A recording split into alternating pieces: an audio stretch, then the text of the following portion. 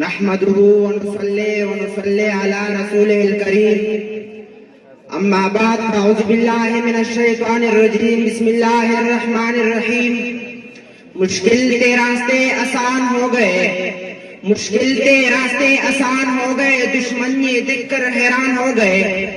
رکھا میرے نبی نے دنیا پہ جب قدم، رکھا میرے نبی نے دنیا پہ جب قدم، پتھر بھی کلمہ پڑھ کر مسلمان ہو گئے۔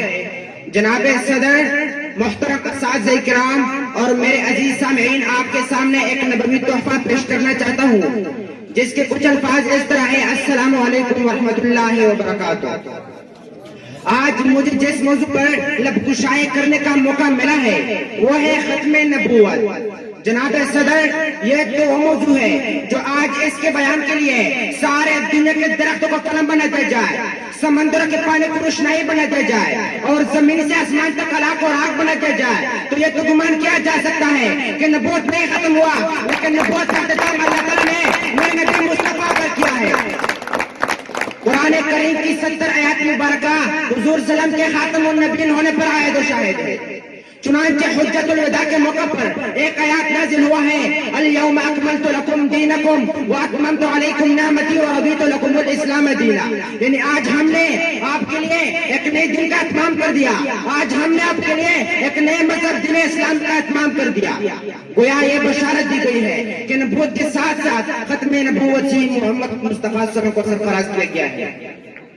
نہ پایا کسی نے کمال محمد، نہ پایا کسی نے کمال محمد، نہیں ہے جہاں میں کوئی مثال محمد۔ جناب صدر، اللہ تعالیٰ نے نبی اکرم صلی اللہ علیہ وسلم کو جس طرح نبوت اور رسالت عطا فرمائی، اس طرح ختم نبوت اور ختم رسالت کے خلوص بھی سرفراز فرمایا۔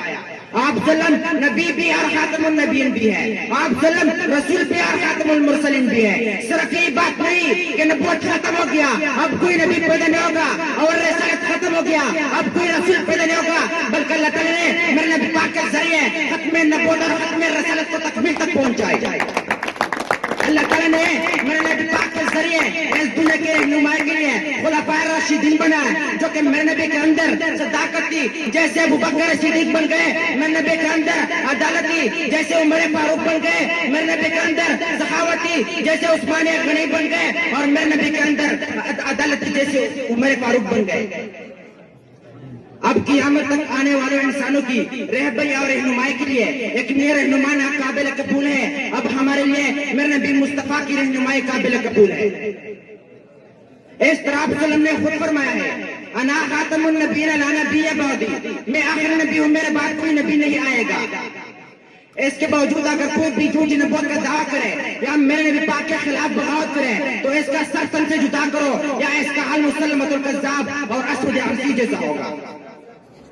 آخر میں اپنی تقریر کا اختتام ان اشعار سے کرنا چاہتا ہوں۔